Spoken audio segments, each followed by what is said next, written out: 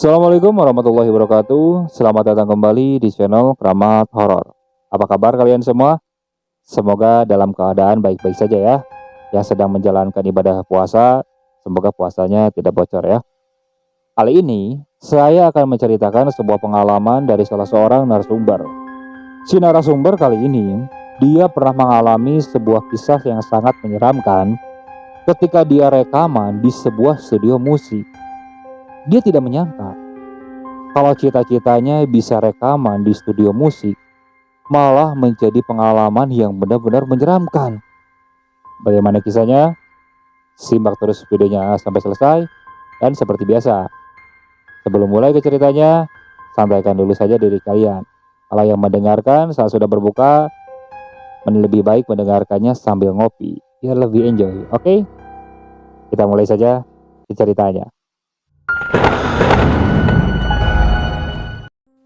Bicara soal musik, itu adalah salah satu hal yang tidak pernah lepas dalam hidupku. Karena menurutku, musik adalah salah satu karya yang bisa dikenang sampai kelak tua nanti. Sebut saja namaku Adi. Aku seorang mahasiswa jurusan musik yang sudah memiliki bakat bermusik sejak kecil. Bisa dibilang, sejak kecil aku sudah pandai memainkan alat-alat musik. Dan cita-citaku, aku pun ingin menjadi seorang musisi profesional. Aku ingin menciptakan lagu-lagu yang bisa menginspirasi banyak orang. Sepertinya itu sesuatu hal yang menarik. Sampai ketika aku coba submit beberapa demo lagu ciptaanku. Dan aku mendapatkan tawaran untuk rekaman di sebuah studio rekaman yang sangat bagus. Dan setauku, studio rekaman itu sudah berdiri sejak lama.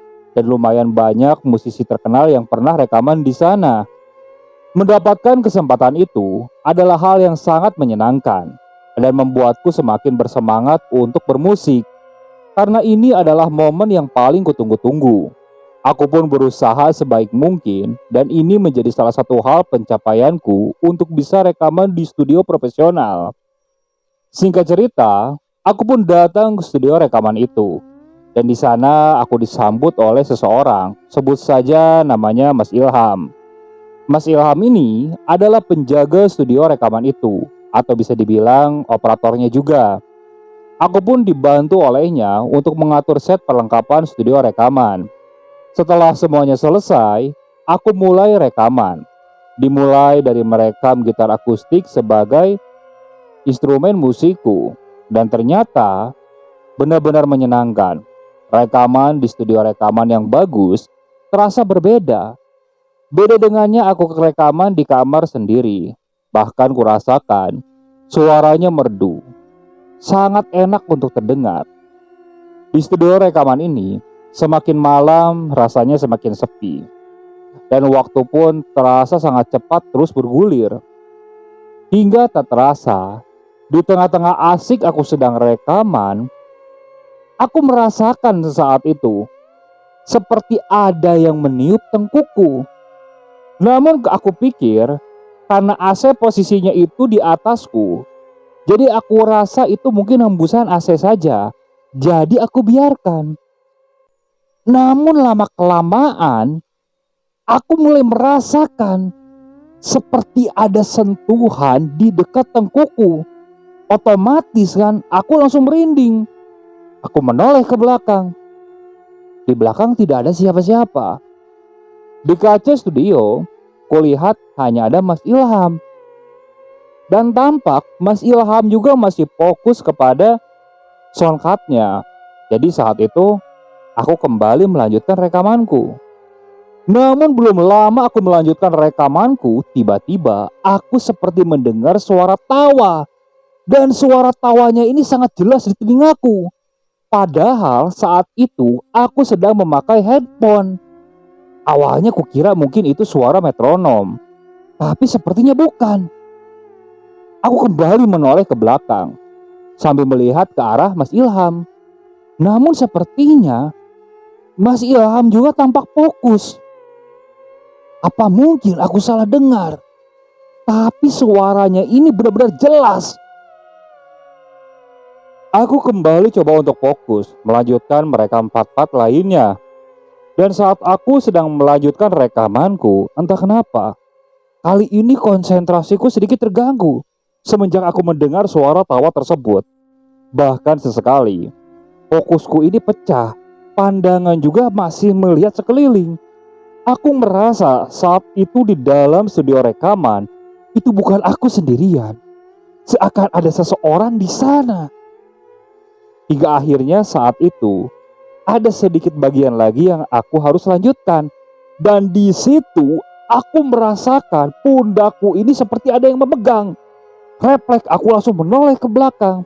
Dan saat aku menoleh ke belakang, sekelebat aku melihat seperti ada bayangan putih. Dan bayangan putih itu menembus dinding. Aku terdiam beberapa saat. Hingga akhirnya Mas Ilham memberikan kode dengan mengetuk-ngetuk kaca. Di situ aku langsung mengisyaratkan meminta maaf kepada Mas Ilham. Singkat cerita, hari itu sesi pertama pun sudah selesai. Kulihat jam menunjukkan pukul 1 dini hari. Memang sudah terlalu malam saat itu. Akhirnya setelah bersantai sejenak, aku langsung pamit kepada Mas Ilham. Dan aku keluar dari studio tersebut. Dan saat keluar, baru aku sadari di sana. Ternyata di dekat studio tersebut, sepertinya ada salah satu rumah kosong.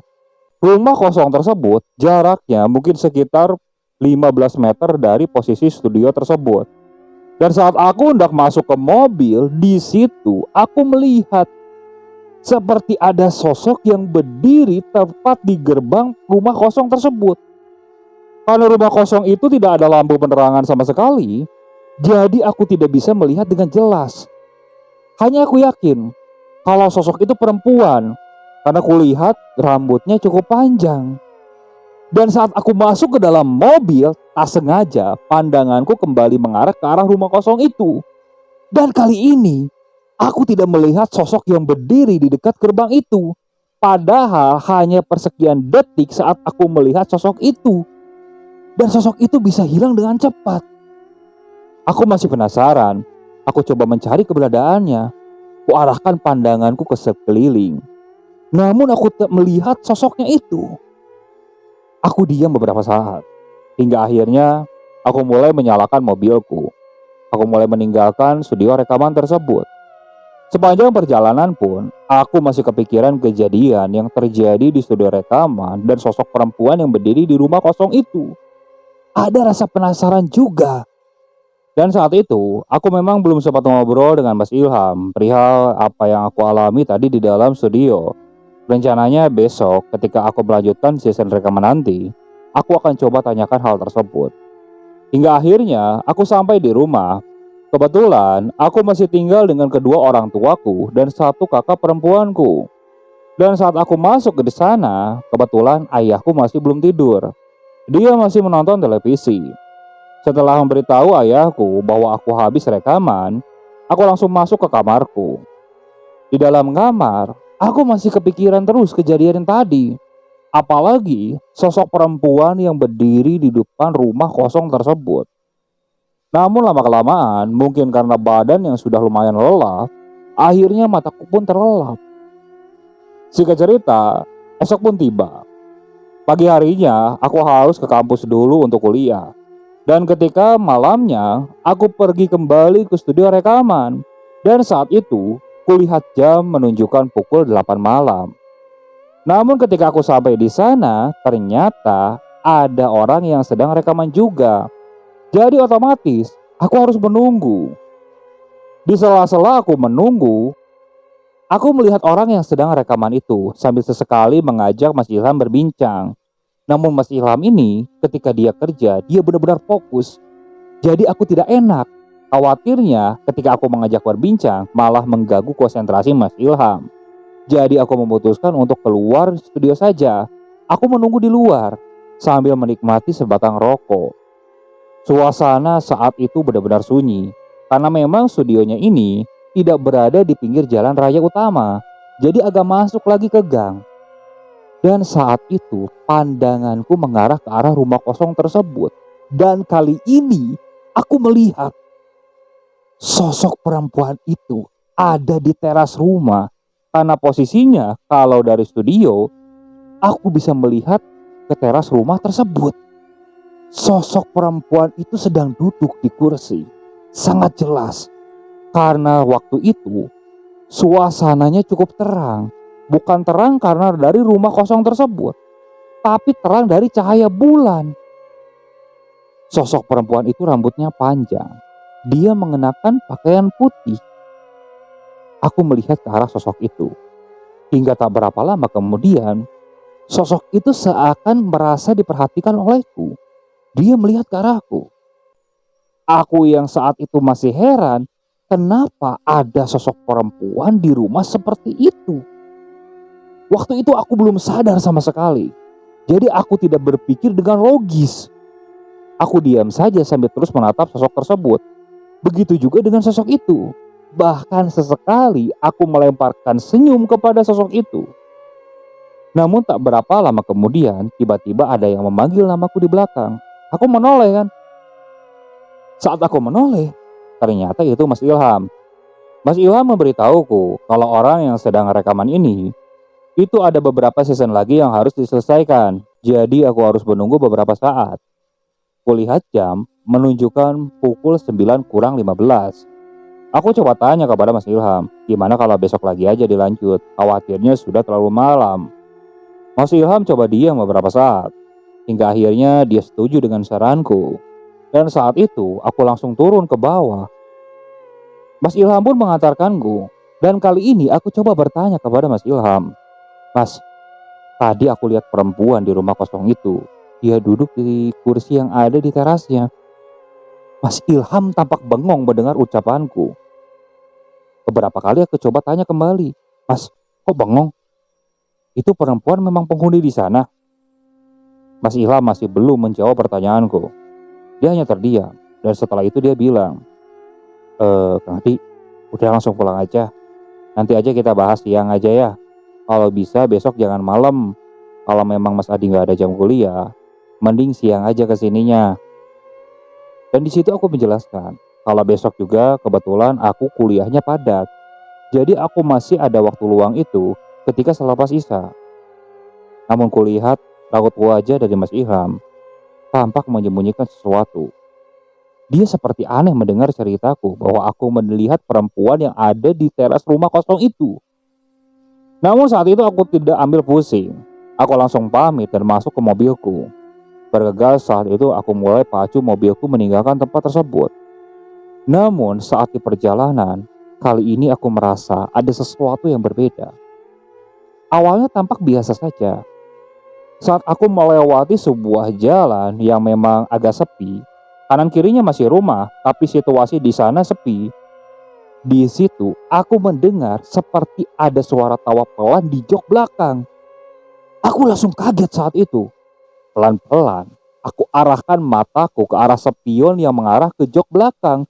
Dan di situ aku melihat di jok paling belakang ada sosok perempuan yang sedang duduk. Refleks aku langsung banting setir ke kiri. Aku langsung berhenti di tepi jalan. Lakas-lakas aku langsung membuka pintu dan keluar dari mobil. Jantungku langsung berdebar kencang saat itu. Siapa sosok perempuan yang ada di dalam mobilku? Jelas-jelas tadi ketika aku meninggalkan studio, aku sendirian di mobil. Saat itu aku berpikir khawatirnya sosok perempuan itu adalah sosok yang berniat jahat kepadaku. Namun saat di luar aku melihat kembali ke dalam, sosok itu sudah tidak ada. Aku coba intip kembali, namun benar-benar kosong. Di dalam mobil tidak ada siapa-siapa. Namun hanya tercium aroma bau melati yang cukup menyengat di dalam mobil. Dan saat itu juga, bulu kuduku langsung merinding. Aku mulai ketakutan. Di situ pikiranku mulai berpikir bahwa sosok tadi jangan-jangan adalah makhluk halus. Aku masih melihat sekeliling. Situasi di sekeliling pun sepi. Bahkan aku melihat di depan-depan rumah yang ada di pinggir jalan itu tak ada orang sama sekali. Kendaraan yang lewat pun sangat jarang. Aku diam di luar mobil saat itu sambil menguasai keadaan. Saat keadaanku sudah mulai tenang, aku kembali masuk ke dalam mobil. Kucium aroma melati pun sudah mulai hilang. Cepat-cepat aku mulai melajukan mobilku. Kali ini Aku mulai pasang headset di telingaku. Aku setel kencang-kencang musik supaya aku tidak mendengar suara-suara yang aneh lagi. Namun ketika hendak sampai di rumah, kali ini di dalam headsetku aku mendengar seperti ada suara orang yang berbisik. "Kang, saya ikut." Otomatis kan headset langsung aku lempar saat itu. Aku lihat ke musik yang sedang aku putar. Tak ada sesuatu yang aneh, tapi suara perempuan itu tampak jelas. Aku diam beberapa saat, hingga akhirnya aku kaget karena mendengar suara pengemudi motor yang seperti marah-marah kepadaku. Aku sadar, mungkin karena tadi aku ngerem mendadak. Aku memberikan isyarat meminta maaf kepada pengemudi motor itu. Dan setelah itu, aku lanjutkan kembali untuk pulang ke rumah karena jaraknya sudah tidak terlalu jauh. Headset tidak aku pakai lagi. Khawatirnya malah terjadi sesuatu yang aneh-aneh lagi. Aku coba fokus, berusaha benar-benar fokus, mengabaikan suara-suara yang aneh. Memang saat itu aku masih mendengar seperti ada suara perempuan yang tertawa pelan. Namun aku tidak berani untuk melihat ke arah spion, apalagi nengok ke belakang. Seakan aku memaksakan pandanganku untuk terus saja melihat ke depan. Hingga akhirnya aku sampai di gerbang rumah. Setelah itu, aku langsung memarkirkan mobil. Bergegas, aku masuk ke dalam. Dan kali ini kulihat ayah dan ibuku sepertinya sudah tidur. Dan kakak perempuanku juga sudah tidur.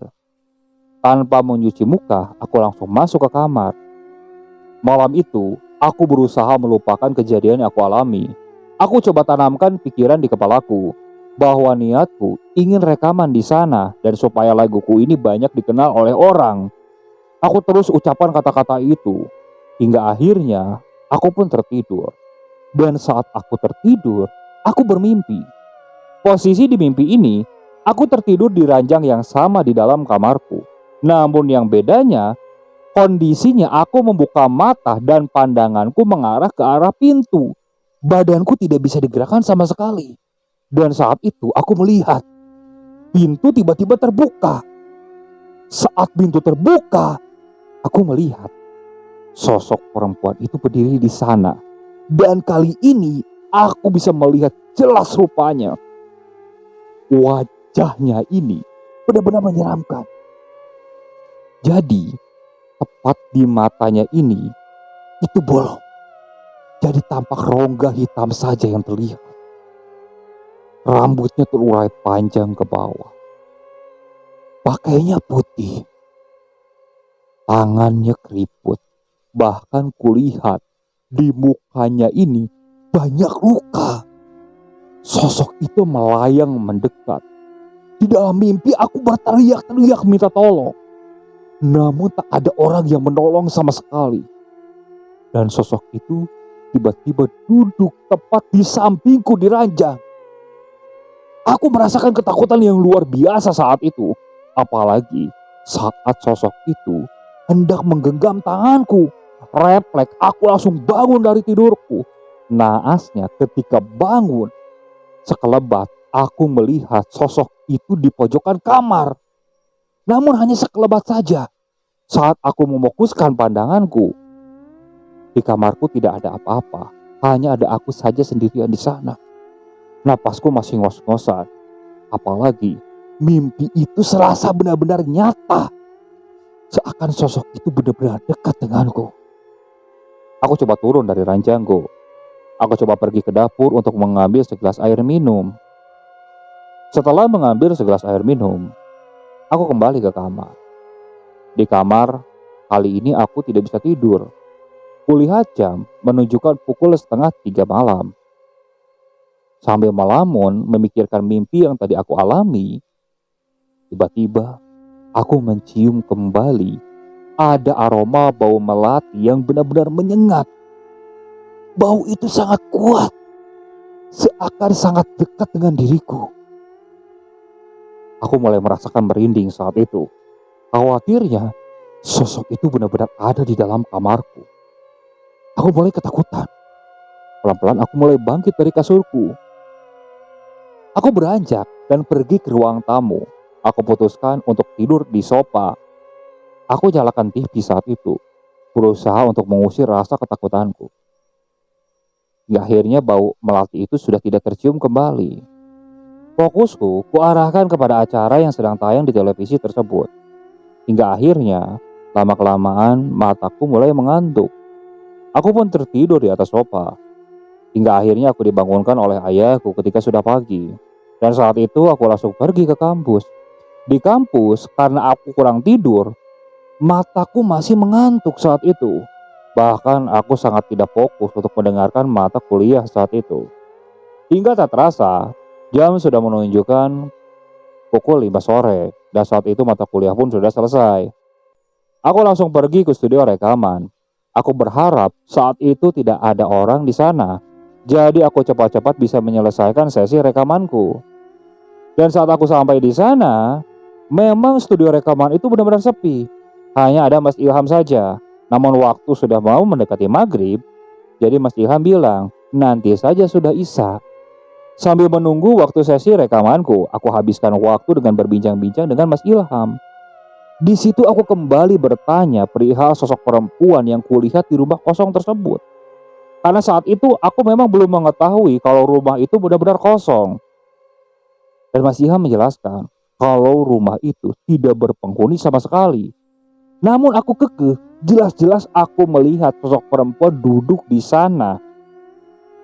Mas Ilham mulai menarik napas panjang saat itu. Dia mulai menceritakan kalau dulu memang rumah itu berpenghuni. Penghuni rumah itu hanya mempunyai anak tunggal. Anak tunggalnya itu perempuan itu tersebut. Perempuan itu sangat suka ke musik. Apalagi saat Mas Ilham bikin studio di sana. Perempuan itu kadang nongkrong mendengarkan ketika ada orang yang rekaman di sana. Mas Ilham juga tampak biasa dengan perempuan tersebut. Namun ada suatu peristiwa naas. Jadi saat itu si sosok perempuan ini hendak pergi ke rumah temannya dengan menggunakan sepeda motor. Naasnya di perjalanan dia mengalami kecelakaan. Dan semenjak kecelakaan itu, kedua orang tuanya seperti depresi. Mereka seperti menutup diri dari warga sekitar. Mereka tidak keluar rumah sama sekali. Namun 6 bulan semenjak kejadian itu, ayah dan ibunya mengalami kecelakaan juga. Dan mereka memang tidak mempunyai sanak saudara. Jadi akhirnya rumah itu menjadi kosong dan terbengkalai. Parahnya, semenjak meninggalnya kedua orang tua tersebut, sosok anaknya ini sering terlihat menangis di teras rumah, kadang duduk di kursi. Lebih parahnya ketika Mas Ilham membuka studio rekaman sampai larut malam, sosok itu sering datang mengganggu ke studio rekaman. Namun sosok itu tidak pernah menunjukkan wujudnya, hanya sekelebat bayangan saja.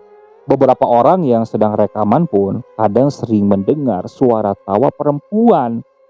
Di situ aku langsung terdiam. Apa jangan-jangan sama persis seperti yang aku alami? Aku lalu menceritakan kejadian yang aku alami beberapa hari ini. Dan Mas Ilham tampak kaget. Karena menurut Mas Ilham, baru pertama kalinya sosok tersebut sampai mengikuti ke rumah. Mas Ilham coba bertanya kepadaku, sebenarnya apa yang aku perbuat? Aku merasa tidak melakukan hal-hal aneh. Namun aku sadar ketika season kedua yang tidak jadi, aku sempat melihat sosok itu di teras rumah. Karena saat itu aku pikir itu manusia, aku pandangin saja terus. Bahkan sesekali aku lemparkan senyum. Di situ Mas Ilham tampak menghela napas panjang. Aku tampak bingung dengan ekspresi Mas Ilham. Khawatirnya itu sesuatu yang membahayakan diriku. Atau jangan-jangan sosok itu memang menyukaiku. Aku mulai merasa ketakutan saat itu. Namun Mas Ilham coba menenangkanku. Mas Ilham bilang, coba jangan hiraukan. Kalau ada apa-apa biarin saja. Nanti sosok itu juga akan hilang dengan sendirinya. Aku hanya mengangguk. Dan tak berapa lama kemudian, aku harus melanjutkan sesi rekamanku. Aku mulai masuk ke dalam studio rekaman. Di situ aku coba fokus, berusaha melupakan kejadian yang aku alami. Aku mulai melakukan rekaman saat itu. Hingga akhirnya sedikit lagi hendak selesai. Dan saat itu tiba-tiba aku melihat sekelebat bayangan yang melintas di depanku. Namun sekelebat itu tampak jelas. Dia seperti perempuan mengenakan gaun berwarna putih. Tapi benar-benar cepat. Beberapa kali aku seperti gelagapan saat itu. Aku seperti memberikan kode kepada Mas Ilham untuk berhenti dulu. Mas Ilham sepertinya paham dengan apa yang aku alami tadi. Dia langsung masuk ke dalam. Dia menanyakan apa yang aku lihat. Aku masih terdiam, coba menguasai situasi. Sambil sesekali aku melihat sekeliling. Khawatirnya sosok itu datang kembali. Mas Ilham lalu menepuk pundakku. Dan dia bilang, "Profesional, jangan kalah dengan gangguan seperti itu." Aku langsung menundukkan kepala. Aku malu dengan diriku. Karena oleh gangguan seperti ini, aku tidak fokus untuk rekaman. Bagaimana aku akan rekaman di studio profesional? Kalau aku mengalami gangguan sekecil ini, aku hilang konsentrasi sama sekali. Di situ aku meminta maaf kepada Mas Ilham. Mas Ilham lalu keluar. Aku melanjutkan sesi rekaman yang hendak selesai tadi. Alhamdulillahnya, season rekaman pun selesai. Setelah itu, aku mendengarkan hasil rekamanku. Cukup bagus. Aku benar-benar puas dengan hasil rekaman di studio tersebut. Dan setelah itu, aku kembali bersantai dengan Mas Ilham, berbincang-bincang malam itu. Hingga akhirnya, tak terasa, jam sudah menunjukkan pukul 11 malam. Aku memutuskan untuk pulang. Aku pamit kepada Mas Ilham. Dan saat aku hendak masuk ke dalam mobil, Mas Ilham bilang, "Kang Adi, ingat pesan saya, hati-hati, jangan dihirauin." Dengar ucapan dari Mas Ilham, aku kembali mengingat kejadian yang aku alami kemarin. Padahal tadi ketika di dalam studio, aku sudah melupakan kejadian tersebut. Ada perasaan dongkol juga. Dan saat itu aku hanya melemparkan senyum dan mengangguk kepada Mas Ilham. Lekas-lekas aku masuk ke dalam mobil. Namun saat lampu mobil dinyalakan, aku kembali melihat sosok perempuan itu. Namun kali ini posisinya itu di atas sebuah pohon. Mas Ilham masih berada di luar. Aku terdiam hingga akhirnya aku keluar mobil. Aku menunjuk ke arah sosok perempuan tersebut. "Mas, mas, mas." Mas Ilham langsung mendekat ke arahku. "Kenapa Kang Adi?" Aku terus saja menunjuk ke arah sosok tersebut. Namun ketika Mas Ilham melihat ke arah sosok itu sudah hilang. Aku hanya terdiam. Melihat aku yang mulai ketakutan, Mas Ilham bilang supaya aku menginap saja di studio. Khawatirnya aku mengalami sesuatu di jalan malah membuatku celaka. Benar juga ucapan Mas Ilham. Kalau aku ketakutan, apalagi aku sedang mengendarai mobil, bisa-bisa aku celaka. Jadi aku putuskan untuk mengikuti saran Mas Ilham. Aku menginap di studio malam itu. Aku belum terpikir sama sekali akan gangguan sosok tersebut, karena aku pikir di studio ada Mas Ilham. Setelah memarkirkan mobilku, aku masuk ke dalam. Aku pun izin kepada Mas Ilham untuk langsung beristirahat, karena besoknya aku pun harus kuliah. Mas Ilham memaklumi. Karena saat itu ada satu kamar, jadi aku dan Mas Ilham ini tidur barengan di sana. Saat aku sedang tertidur, tiba-tiba aku mendengar suara. Suara perempuan yang seperti sedang bersenandung. Senandungnya ini tampak merdu, benar-benar merdu. Aku yang sedang tidur pun akhirnya terbangun. Aku masih terdiam sambil duduk saat itu. Kulihat Mas Ilham sudah tertidur nyenyak juga. Namun ku dengar suara senandung perempuan ini benar-benar jelas, merdu. Tanpa sadar, badanku ini seperti bergerak dengan sendirinya. Aku bangun. Kakiku melangkah ke arah studio. Dan saat aku sampai ke ruang studio, di situ aku baru sadar kenapa aku melangkah ke sana. Namun terlanjur sudah melangkah, aku melihat dari jendela kaca yang biasa digunakan oleh Mas Ilham melihat ke dalam. Dan di situ aku melihat sosok perempuan itu sedang berdiri tepat di tengah-tengah ruang rekaman. Dia melihat ke arahku dengan tatapan yang sama yang seperti kulihat di dalam mimpi. Matanya hitam, wajahnya dipenuhi oleh luka, rambutnya panjang. Di situ aku langsung gemetar hebat.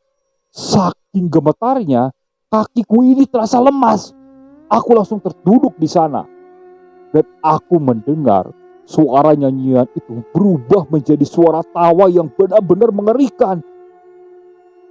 Dengan tenaga yang tersisa, aku coba berteriak, "Mas, Mas Ilham, Mas Ilham, Mas Ilham." Entah didengar atau tidak, yang jelas aku merasakan sosok perempuan itu tertawanya semakin kencang. Parahnya ketika aku melihat ke arah kaca itu kembali, sosok itu sedang melihatku dari dalam, dari balik kaca itu. Aku kaget, kakiku yang sudah terduduk lemas, tambah lemas saat itu, seakan badanku sudah tidak bisa digerakkan sama sekali. Aku memejamkan mata, sambil mulutku terus saja berteriak memanggil-manggil nama Mas Ilham. Hingga tak berapa lama kemudian, aku seperti mendengar suara langkah. Hingga akhirnya ada suara yang memanggil namaku. "Kang Adi, kenapa Kang Adi?" Aku mulai membuka mata. Aku mengarahkan telunjukku ke dalam studio rekaman. Mas Ilham langsung melihat dari balik kaca tersebut. Namun dia tidak melihat ada sosok perempuan itu. Aku berkata, kalau jelas-jelas tadi aku melihat sosok perempuan itu sedang berdiri di tengah studio rekaman. Mas Ilham hanya mengangguk dan setelah itu membantuku untuk berdiri dan kembali memapahku ke dalam kamar. Setelah itu, Mas Ilham memberikan segelas air minum. Setelah meminum segelas air itu, aku masih kembali menceritakan apa yang terjadi. Dan Mas Ilham bilang kepadaku, "Jangan dihirauin. Kalau semakin dihirauin, sosok itu akan semakin menjadi mengganggu." Tak berapa lama setelah Mas Ilham bilang seperti itu, aku kembali mendengar seperti ada perempuan yang bersenandung. Aku langsung panggil Mas Ilham. "Mas, itu suaranya Mas." Namun Mas Ilham hanya diam. Dia langsung memberikan isyarat supaya aku pun diam dan kembali tidur. Aku mengikuti saran Mas Ilham. Di situ pun aku langsung tidur. Hingga akhirnya pagi pun tiba. Dan saat itu aku langsung pamit kepada Mas Ilham untuk langsung pulang. Aku memutuskan untuk pulang saja ke rumah. Aku berniat untuk tidak kuliah dulu hari itu. Karena aku merasakan badanku ini seakan sakit semua. Sesampainya di rumah, aku ditanya oleh ayahku, kenapa aku tidak pulang. Di situ aku menjelaskan bahwa aku menginap di studio. Dan aku pun menceritakan kejadian yang aku alami. Mendengar cerita dariku, ayahku langsung kaget. Dia langsung mengajakku untuk menemui salah satu ustadz yang memang bisa menguruqyah. Saat itu aku menolak karena aku pikir sosok itu mungkin tidak mengikutiku lagi. Tapi ibu dan ayahku tetap memaksa. Jadi akhirnya siang harinya setelah aku beristirahat, aku pergi ke sana ditemani oleh ayah dan ibuku. Sesampainya di sana, aku didudukan di depan salah satu ustadz. Ustadz itu mulai melantunkan ayat-ayat suci Al-Quran. Aku duduk diam. Namun lama-kelamaan, aku mulai merasakan ada hawa panas di dalam diriku. Dan saat itu, kesadaranku sudah mulai hilang. Entah apa yang terjadi. Dan namun saat aku sadar, aku sudah dipegangi oleh ayah dan ibuku. Saat aku bangun, aku langsung diberikan segelas air minum. Dan saat itu, aku bertanya kepada ayah dan ibuku, sebenarnya apa yang terjadi? Ayah menjelaskan, jadi saat tadi Pak Ustadz sedang meruqyah, tiba-tiba aku ini berteriak-teriak. Suaranya berubah seperti suara perempuan. Perempuan itu bilang, dia menyukaiku dan ingin tetap bersamaku. Ustadz itu terus saja melantunkan ayat-ayat suci Al-Quran. Sosok itu tertawa-tawa, bahkan sekali bernyanyi-nyanyi sambil tangannya bernari-nari. Namun lama-kelamaan, sosok itu tiba-tiba menjerit kesakitan. Pak Ustadz terus saja melantunkan ayat-ayat suci Al-Quran. Hingga akhirnya sosok itu meminta ampun dan langsung pergi dari tubuhku. Aku mulai bernapas lega mendengar cerita dari ayahku. Aku tidak menyangka sama sekali kalau aku akan mengalami kejadian seram seperti itu. Semenjak hari itu, aku memang masih sering main ke tempat rekaman Mas Ilham. Namun aku tidak pernah kembali melihat sosok perempuan tersebut. Sosok perempuan itu seakan hilang dengan sendirinya. Oke, sekian untuk cerita kali ini. Saya mohon maaf apabila masih banyak kekurangan dalam pembukaan ceritanya. Kritik dan sarannya silakan kalian bisa cantumkan di kolom komentar. Tak lupa, saya juga ucapkan terima kasih kepada narasumber yang sudah membagikan kisahnya, termasuk kepada para penonton yang benar-benar setia mengikuti cerita dari channel Keramat Horor ini. Semoga kalian selalu diberikan kesehatan, dilancarkan rezekinya, dan dijauhkan dari musibah. Terus ikuti cerita-cerita yang dibawakan oleh channel Keramat Horor ini. Assalamualaikum warahmatullahi wabarakatuh.